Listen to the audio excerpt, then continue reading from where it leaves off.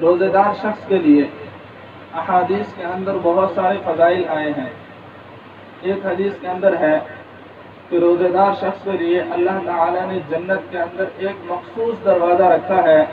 جس کو باب الریان کہا جاتا ہے۔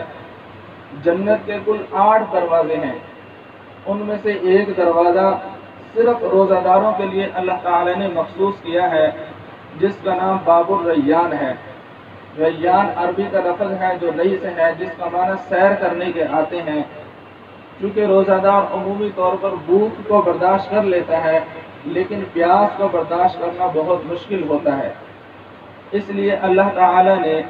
روزے داروں کے اس انعام کی وجہ سے اس دروازے کا نام ہی باب الریان رکھا،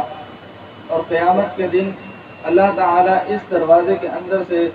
صرف اور صرف روزے دار شخص کو داخل کریں گے، اس کے علاوہ کوئی اور شخص اس سے داخل نہیں ہو سکے گا۔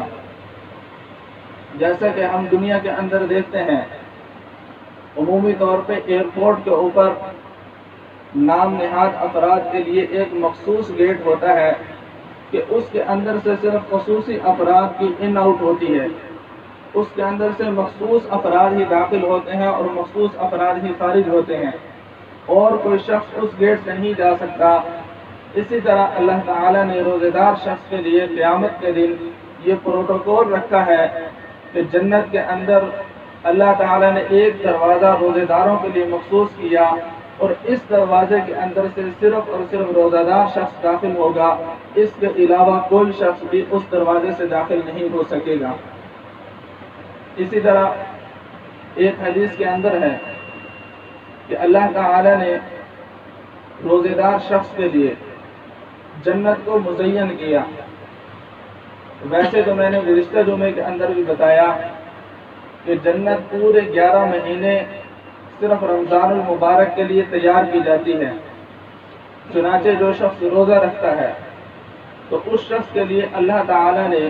جنت کو مزین کیا، اور جب رمضان المبارک کی پہلی رات آتی ہے تو اس رات کے اندر جنت کے اندر ہوائیں چلتی ہیں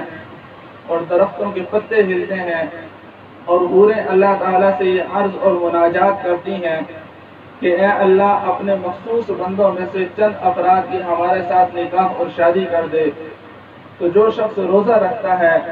تو اللہ تعالیٰ اس شخص کی جنت کی اس حور سے شادی کرتے ہیں کہ جنت کی اس حور کے اوپر 70 قسم کے لباس ہوتے ہیں، اور ہر لباس کا رنگ پہلے سے مختلف ہوتا ہے، اور ایک حور کے اوپر 70 قسم کی خوشبوئیں لگی ہوتی ہیں، اور ہر خوشبو کا رنگ پہلے سے مختلف ہوتا ہے، اور ہر حور کے 70 قسم کی نوکرانیاں اور 70 قسم کے خادم ہوتے ہیں، اور ان کے ہاتھ کے اندر سونے کے پیالے ہوتے ہیں کہ جن کے اندر مختلف قسم کے کھانے ہوتے ہیں، اور ہر لقمے کا ذائقہ پہلے سے زیادہ لذیذ اور پہلے سے زیادہ مزے کا ہوتا ہے۔ یہ اللہ رب العزت حور اس شخص کو عطا کریں گے جو رمضان المبارک کا ایک روزہ رکھتا ہے، یہ اللہ تعالیٰ روزے کا ایک بدلہ عطا فرمائیں گے۔ اس کے علاوہ اگر کوئی شخص رمضان المبارک کے اندر روزے کے علاوہ دیگر اعمال کرتا ہے تو ان کا ثواب اس کو الگ ملے گا۔ اسی طرح ایک حدیث کے اندر آتا ہے کہ قیامت کے دن روزہ اور قرآن یہ اللہ تعالیٰ سے جھگڑیں گے اور بندے کے حق میں سفارش کروائیں گے۔ روزہ اللہ تعالیٰ کے ساتھ جھگڑے گا اور اللہ سے عرض کرے گا کہ اے اللہ میں نے اس انسان کو کھانے سے، پینے سے اور خواہشات نفسانی سے روکے رکھا، لہذا آج آپ اس بندے کے حق میں میری سفارش کو قبول فرمائیں اور اس کی بخشش فرمائیں اور اس کو جنت میں داخل فرمائیں۔ اسی طرح قرآن اللہ تعالیٰ سے جھگڑے گا اور اللہ سے یہ سفارش کرے گا کہ اے اللہ میں نے اس بندے کو رات کو آرام کرنے سے روکے رکھا اور رات کو میری وجہ سے یہ قیام کرتا رہا، تراویح کی حالت میں قیام کیا، تہجد کی حالت میں قیام کیا، یہ میری وجہ سے اپنے آپ کو آرام سے روکے رکھا اور اس نے اپنے آپ کو راحت اور سکون سے روکے رکھا، لہذا آج آپ اس بندے کے حق میں میری سفارش کو قبول فرمائیں اور اس کی بخشش فرمائیں اور اس کو جنت میں داخل فرمائیں۔ تو اللہ تعالیٰ فرماتے ہیں کہ روزے کی اور قرآن کی اس سفارش کی وجہ سے انسان کو جنت میں داخل کر دیا جاتا ہے۔